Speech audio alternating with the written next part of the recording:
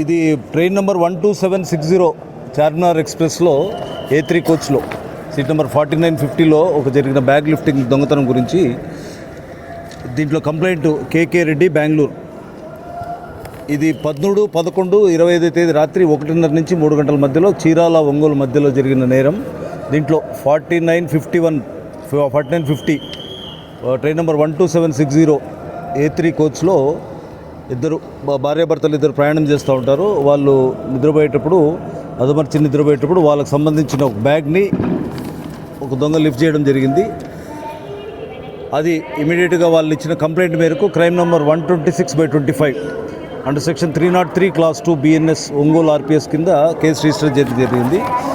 దీంట్లో భాగంగా DIG శ్రీ సత్యేశబాబు గారు, railways incharge DIG, SRP Vijayawada incharge railways Sri Rahul Meena sir, తర్వాత అట్లాగే Shanmuga Vadivel senior divisional secretary RPF వాళ్ళ సహకారంతో ఇమీడియట్గా 3 టీమ్స్ని ఫామ్ చేయడం జరిగింది. దీంట్లో ఒంగోలు IRP మౌలా గారు, నెల్లూరు IRP సుధాకర్ గారు, RPFకి సంబంధించిన CIB ఇన్స్పెక్టర్ మధు గారు, కొండయ్య గారు వాళ్ళ టీమ్స్ అందరినీ అలర్ట్ చేయడం జరిగింది. దీంట్లో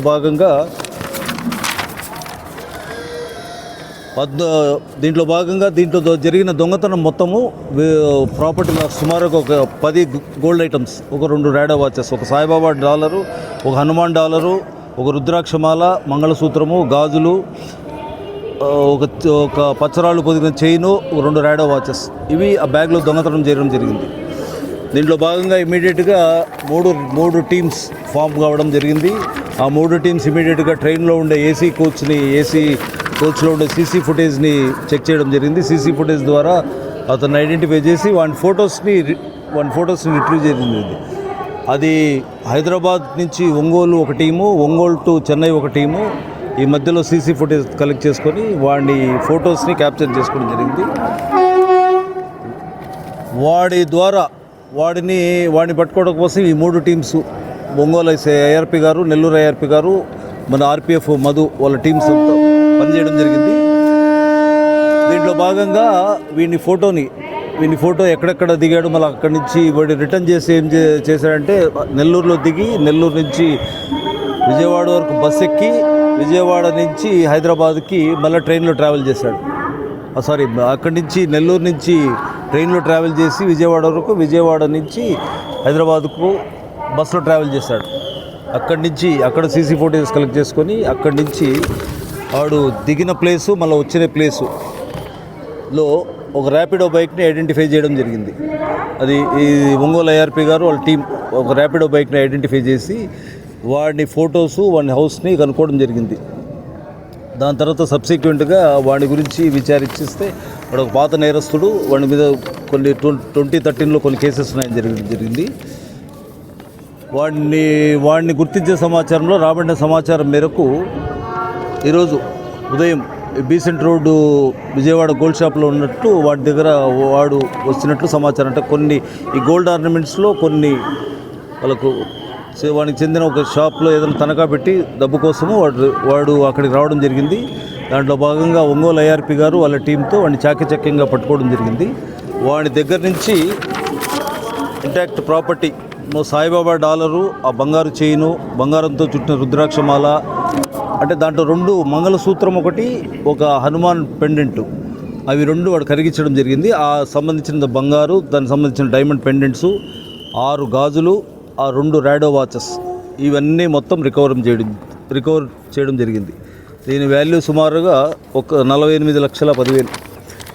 దీంట్లో హయ్యెస్ట్గా కష్టపడి పనిచేసి మొత్తం 3 టీమ్స్ ఒంగోలు IRP గారు, నెల్లూరు IRP గారు, మధు ఇన్స్పెక్టరు, వీళ్ళు 3 వాళ్ళ టీమ్స్తో చాకచక్యంగా టోటల్ CC కలెక్ట్ చేసుకోవడము, వాడి ఫొటోస్ కలెక్ట్ చేసుకోవడము, వాడి ద్వారా వాడిని ఐడెంటిఫై చేయడము, వాడి ద్వారా వాడి మూమెంట్, వాడి ట్రావెల్ మోడ్ తెలుసుకోవడము, దాని తర్వాత వాడి ట్రావెల్ చేసిన ర్యాపిడోని పట్టుకోవడము, వాడి ద్వారా హౌస్ ఐడెంటిఫై చేసి దాని తర్వాత వాడిని ఎతికి సబ్సిక్వెంట్గా ఈరోజు ఇన్ఫర్మేషన్ ప్రకారము విజయవాడలో వాడిని అరెస్ట్ చేయడం జరిగింది. వాడిని అరెస్ట్ చేసి దానికి సంబంధించిన ఆల్మోస్ట్ ఇంటాక్ట్ ప్రాపర్టీని మొత్తం రికవరీ చేయడం జరిగింది. ప్రతి ఒక్కరికి కూడా రివార్డు ప్రకటించడం అయిందమ్మా.